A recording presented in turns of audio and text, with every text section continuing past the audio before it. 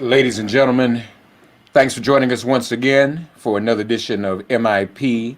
Have a very special guest with us today. And you all know I'm a politics person and a numbers person. And I think it's timely we have this conversation, especially with what's going on out here. A great deal of Asian hate, anti-Asian violence, and what have you. So, want to talk to someone who is one of the very few Asian American Pacific Islander women pollsters in America. And she happens to work for an organization known as HIT Strategy. She's a founding partner, chief research officer, and COO too, I believe. Am I right about that? Yes. So she's wearing a lot of hats. We're honored to have her, and they've been doing a lot of work in terms of polling Americans and others, and particularly millennials and Gen Zers like myself. Okay, so don't laugh at me, Roshni. Uh, but we're happy to have with us Roshni Nedungadi is with us here on Make It Plain. Roshni, welcome to MIP. How are you? Thank you so much for having me. Doing well, doing well. It is a pleasure, in fact, to have you. I want to just start out with something you tweeted the other day, and I get some polling you all have looked at. And you asked a question. Have you or anyone you personally know experienced any anti-racist or anti-Asian comments or behavior as a result of the spread of the coronavirus here in America? It was 40% overall and 34%, I believe, for men, but 46% for women. Talk to us a little bit about that information and how you came by it and interpret it for us, if you would. Yeah, absolutely. And so this was actually a poll that we did specifically in Michigan among Asian American, Pacific Islander, and also Middle Eastern respondents in Michigan. And it's something that AAPI people around the country have been noting with increased incidence over the last year or so, ever since the emergence of coronavirus, and ever since Donald Trump and other Republicans tried to blame it on the Asian community and on Chinese immigrants specifically. There's been a rise in anti-Asian sentiment that people have been experiencing in America, and I think this poll, which was taken just about a month ago, we got out of the field with this poll in Michigan, highlights the severity of what's going on with 40% of the Asian population there in that state, either experiencing personally or knowing someone who has experienced anti-Asian racism. And of course, like you said, that number is higher among women in the state. It's also higher among young folks in the state who I think are experiencing it at much higher levels online as well. So, I guess, so first of all, why Michigan? You focused on Michigan. Why so? Mm-hmm. Well, the poll that we did was done in Michigan in partnership with the Michigan Asian American Progressives. And they're an organization that's on the ground trying to harness the voting power of Asian Americans, the civic engagement of Asian American and Pacific Islanders and Middle Eastern folks in the state as well. Right. And that is that population there. Yep. So was there, so the question was generally, and I'm building up to something, the question was generally whether or not they've experienced it as a result of the spread of the coronavirus. Did you all focus on any period of time or just generally since the advent of coronavirus was the question? Yep, we had just done since the advent of coronavirus. So within the last year or so, had they experienced any increase in racism? What's scary to me, Roshni, we know obviously that Trump incited all this. What's scary is that he's gone, and for all intents and purposes has been deplatformed. And it's kind of scary that it says a lot that people are carrying out these types of incidents and crimes and making these statements in his absence without him even being seen and heard to do it. It's almost as if they're on their own, picking up where he left off, you know? Yes, absolutely. And actually a national poll sometime last year before the election saw that Asian American voters saw 58% of Asian American voters thought that anti-Asian sentiment had increased under Trump's 4 years in office. So Yeah. while we asked in Michigan specifically over the last year, this sentiment has been growing, and this underlying feeling of being unsafe in the Asian American community has been growing over the last 4 years as a result of Donald Trump.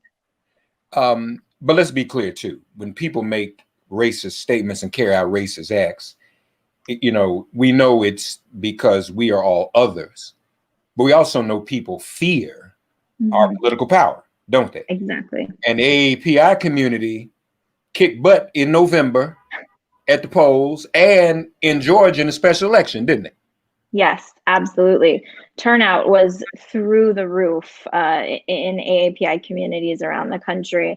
In fact, in Michigan itself, turnout was increased by 93% from 2016 among AAPI voters. And if you all remember the margin for Michigan in 2016, Trump won by about 10,000 votes in Michigan. And this increase in AAPI turnout in 2020 resulted in an additional 73,000 votes. So you could say that they were the margin of difference there for sure in the state in order to propel Joe Biden to victory. Yeah, yeah. And then, you know, I had read somewhere there were like a 250,000 Asian voters, AAPI voters in Georgia alone that helped to make the difference in November and then again in January. Yes, there were, and especially in districts Georgia 6 and Georgia 7, AAPI voters certainly helped to make the margin of difference there in Georgia in November and also in January. Their increased turnout in Georgia was helpful in flipping the Senate. So again, we're talking in general, but you focus on young people. So I'm sure those numbers are even skew higher when it comes to Gen Z and millennial AAPI voters, correct? Yes, absolutely. In 2020, we saw a 350% increase in AAPI turnout nationwide among 18 to 29-year-olds, Asian American 18 to 29-year-olds. So while that is also a very, very exciting thing, a 350% increase, it means that they weren't turning out before. And that's pretty concerning going into 2022, into a midterm election with less enthusiasm, without a figure like Donald Trump at the top of the ticket. We have to make sure that we are keeping those young AAPI voters engaged and make sure that we're maintaining that level of turnout going into next year. Yeah. So first of all, be clear, folks, you know, this ain't just about no flu or no COVID or whatever you want to call it. People see the power in these communities and the ability to change the political landscape. All right. So that's all. There's always something very tangible like that behind some of this racist behavior. And you too have been outspoken vis-a-vis some of the polling work Hit Strategies has done in what you just said in terms of being sure the Democratic Party is engaging, doing a better job of engaging Gen Z and millennials overall, but especially now at this moment for the AAPI Gen Z and millennial electorate, correct? Yes, exactly. In a poll that was done, in the American Election Eve poll that was done post-election, 50% of AAPI voters nationwide said that they had not been contacted at all by the Democratic Party. And 58% said that they hadn't been contacted by any local organizations on the ground. So while there was huge turnout, it was because of this like existential dread that the Asian community was facing in the face of Donald Trump. It's going to be so important that Democrats and local organizations actually engage with the community this time around and make sure that they are working to turn out these voters. Wait a minute, you had that turnout that high, and yet people had not even been registered. So then the turnout probably would have been 800% if exactly. they had some outreach, right? Yes, and in fact, 40% of eligible AAPI voters didn't even turn out in 2020. Right. So we're missing a huge chunk of these voters still. Yeah. I can't even imagine what the turnout would have been if we were able to contact them all. You read my mind. That was my next question in terms of how much we know about how many were missed. So that's 40%. That's a big number. Mm-hmm. That's a big number, and it says a lot about how much more engagement needs to happen. Well, if there were ever a moment for people to be engaged and listened to, it's right now, isn't it? I believe so. And it doesn't take that much to engage the community. They really just want to know that there are people and organizations out there who are listening and advocating for their interests. And just knowing those simple things, knowing that there are organizations looking out for their community, like the Michigan Asian American Progressives who we conducted this poll with, increases their sense of political and civic efficacy and increases their sense of voting power, just knowing that there are organizations like that out there. Yeah. So it doesn't take that much work. So no, it doesn't. Now, so when we talk about the AAPI community, that's pretty broad. Yes. And so my question to you is, and I think we'd all be well informed by this, how, especially at this time, how unified does that community consider itself? Trump was speaking, shall we say, to a specific section, so to speak, of the Asian community. Mm-hmm. But we talk about the AAPI community as a whole. Is the AAPI community as a whole as unified around these issues as the acronym would suggest? Well, look, we are a very, very diverse community, as you said, but it's not just the increase or the sentiment against Chinese Americans that's been happening over the last year. We've been feeling it in different levels. I mean, for years and years and years. Right. What happened in Atlanta 2 weeks ago was horrific. About 10 years ago, there was a shooting in Oak Creek in Wisconsin targeting Sikh Americans. Right. There have been so many other incidents targeting the AAPI community. So while it seems like this is just targeting one group or one ethnic group, it's not, and it's something that has carried through over the years. So yeah, no, I agree, and every opportunity we can take to draw parallels in order to foster unity, yes, is what we ought to do. And that's very, very important. Now, tell us a little bit more about HIT strategies. Yeah, so we are a full service research firm started by my business partner, Terrence, and I a couple of years ago because we really wanted to draw attention to these communities that we call the emerging electorate. So young voters, communities of color, women, who we felt were very much underrepresented in a lot of political research. For instance, in the past, when folks wanted to target people of color, they would target them as one group. But we really believe in disaggregating this data, looking at Black voters, splitting that up by young Black voters and older Black voters who think and vote very differently, splitting it up by Black women, Black men who also think and vote very differently, looking at a poll of entirely Asian Americans in Michigan and making sure we're disaggregating by ethnicities, by age, by gender, so that we understand these communities and know how to best position them. Yeah, no, that's very, very important. Let me ask this first. So, and I also noticed in some other polling you had done, you looked at some things generationally and found that there were some different priorities, yes, weren't they, when it comes to different issues? Can you break that down a little bit for us?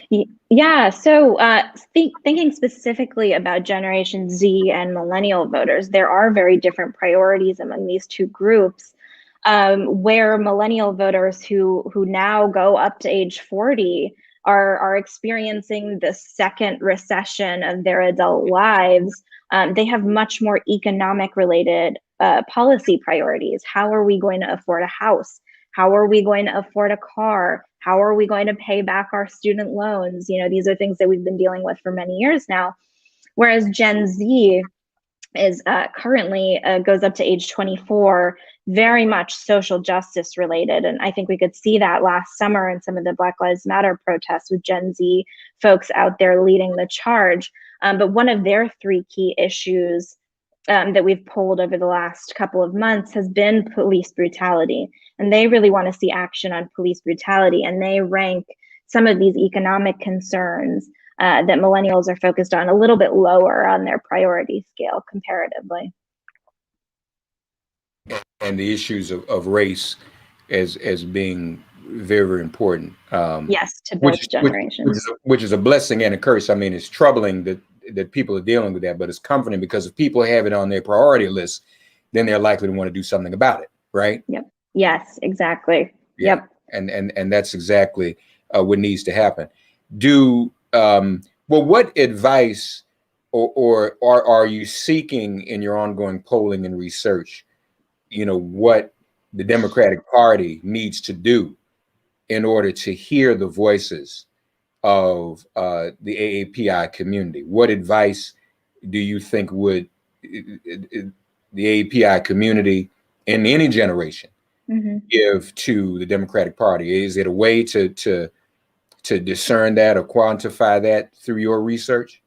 Yeah, I think it's just that they need to reach out and make sure that they communicate with these voters, make sure that they understand that they're not alone, that there is a party that's advocating for them and that would like to bring them along in the political process. And over the years, we've heard, you know, it's very complicated. It's hard to get enough sample to make inferences. It's hard to make translations for all of the different languages in the community. But it's really not. It's very simple to collect this data, to understand it, and then to make sure that we're just providing simple resources, voting guides, information about candidates, information about how to vote and where to vote in language to some of these communities across America in like very key districts for the election. When we're thinking about Michigan, when we're thinking about Georgia going into 2022, thinking about Texas, it's going to be really important to engage these voters. So what's the next research you're working on? What's the next poll that you all are looking at? We have quite a few in the field right now, but we're hoping to dig a little bit deeper into the AAPI community nationally so that we can understand, dig a little bit deeper into messaging and understand how to mobilize them going into 2022. Yeah, because that's the thing, people, you know, I mean, that's the real process. We saw people come out the way they did in 2020, but now the challenge is to make people's voting behavior in 2022 and beyond second nature. Yeah. You know, like Georgia, people don't even, I mean, white voters don't even vote in special elections. So what we saw in Georgia was an anomaly, but we have to keep that habit up. And especially now with all the voter suppression tactics that are in place, right? Yes, exactly. Yeah. Now, something kind of compelling, folks, I just want to point out as Roshni was talking about the increase in voters, I want to be sure I heard you correctly. 93% increase in November for the AAPI community. Did I hear that right? In Michigan specifically. In Michigan, okay. Yep. It's 71% overall. Overall, and then what was it for Gen Z and millennials? It was up over 100% increase. Yep, 350% for 18 to 29-year-olds. Y'all hear that? However, in battleground states. However, Roshni retweeted something from the National Council of Asian Pacific Americans, a graphic.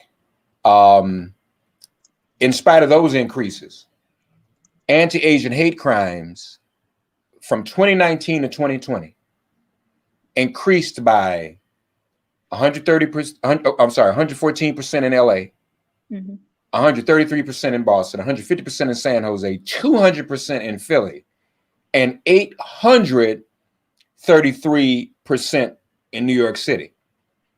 So this is political power versus hate.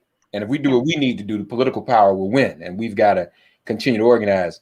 Listen, it's interesting what you just said, this whole thing about languages and what the Democratic Party need to do. At this point, all that, if they can't do that, it's just lazy. This is 2021. And the resources and the technology exist to get that organized in a minute. And so that needs to definitely happen. This has been very informative. This is great. And anything we can do to help promote what you guys are doing or be in any way helpful, let us know. Lastly, as you mentioned, Democratic Party has got a lot to do. Nevertheless, how does it feel for you, Roshni, or to you and to others you know, to have an AAPI and a woman as vice president? Great. I'm a big Kamala Harris fan, and I cannot wait to see what she does in the position. Yeah. It's very inspiring. Yeah. Although it's interesting, I guess you saw Tammy Duckworth and Maze Hirono say, "Well, now wait a minute, we ain't gonna have just one. Yeah, you can just give that to us and be like, that's gonna check all the," because she checks about 6 boxes. And they were like, nope, we need some others too. And I'm glad they stood up for that because that's yes, really absolutely so wonderful. Well, we're all proud and all of that. So, folks, check out Hit Strategies and keep up with what they're doing and keep up with what our guest is doing. And Roshni, of course, keep us posted about all of this. Okay. Yes, absolutely. We're at HitStrat on Twitter, and would love to come back and talk polling anytime. Yeah, please. We'd love to have you back. Hit Strat on Twitter, Hit Strategies on Instagram, and on the website hitstrat.com, right? Did I have that right? Yes. Right. That's Okay, right. very good. All right, wonderful. Thank you so much, Roshni, okay? Thank you. All right. Roshni, hang on while I end this live and then we'll chat for a minute. Stand by.